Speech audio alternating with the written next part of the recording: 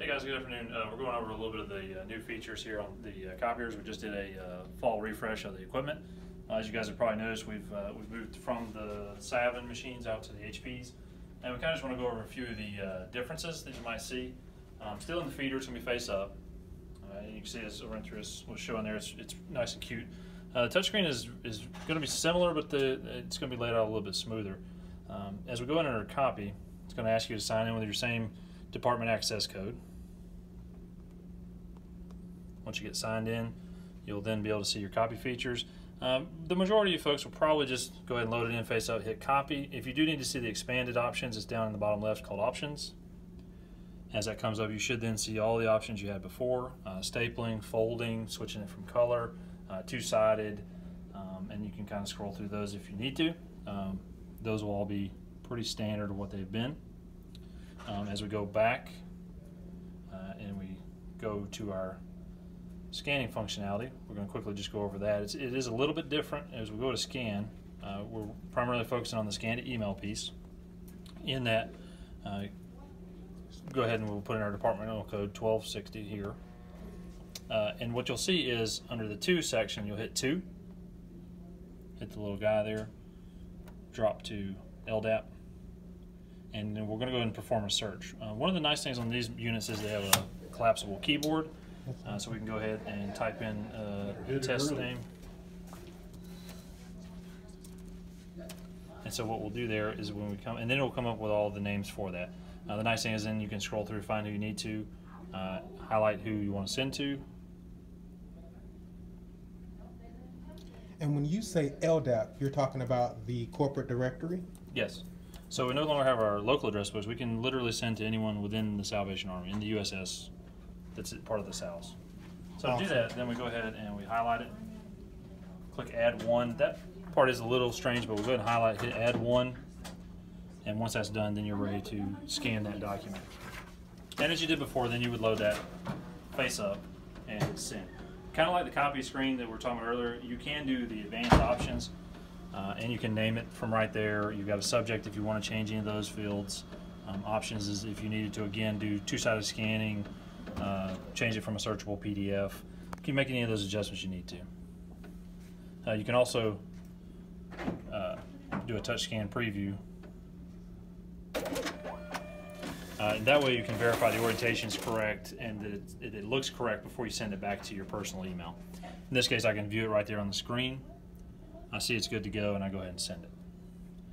And then that will be in your inbox.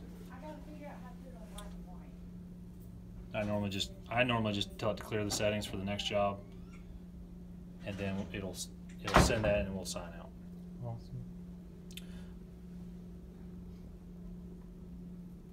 If I wanted to print to this machine, am I doing anything different than what I do today? No, sir, it won't be any different there. What we're working on is you would do some of the job storage, and we've got some documentation on that for the job storage piece, which was previously called the document server. Got it. Now it's going to be called job storage, but otherwise it would be printing directly to your departmental name of the printer you had before. Okay, so if I'm printing, I literally can print to Copier main, and then the job will come out here, unless I wanted to use document server or job storage. Right. I would need to work on how to set that up inside of the new Copier system. Right, absolutely. Job storage. It's pretty easy, and we have some documentation on that, but yes, it would be called job storage now instead of document server. So the verbiage is a little different. And then we just want to quickly go through some of the ins and outs. Now the panel is adjustable depending on the height and the glare that you need. The feeder, remember, it was face up here. If you lift the feeder, it's face down the glass all the way up to the corner, much like the Savin machine before. No real difference there. You've got the trays here.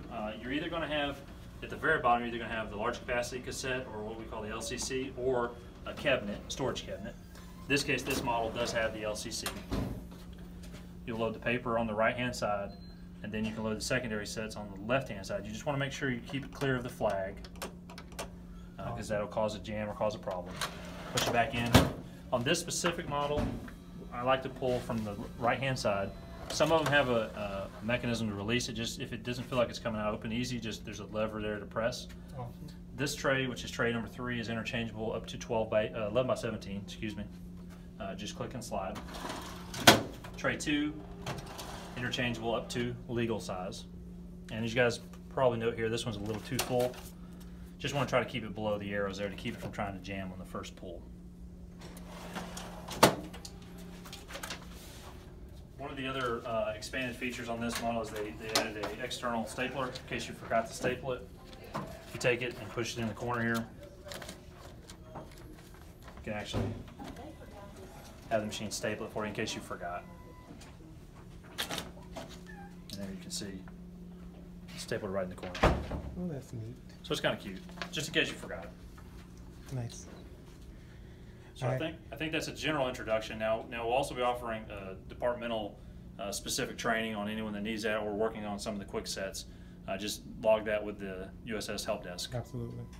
And so if we wanted to take a look at just what levels before the job started, like what color levels we had, and if we needed to place a request, where can we do that? Yeah, it's right here on the panel. The nice thing is, once I'm signed in, just go right into supplies, and it will give us a list of the toner levels. And the other beautiful thing is it actually tells us what the part number is that needs to be ordered. You don't necessarily have to keep up with that, but the more information you include, the better off everyone is. All right, and last, I just want to point out that there's also an ID number on each machine that will help IT and our vendor to identify which machine is either having an issue or may need supplies. So please include that A number and where the machine is located whenever you contact the USS Help Desk. Absolutely. Thank you so much, Jeremiah. Thanks, guys.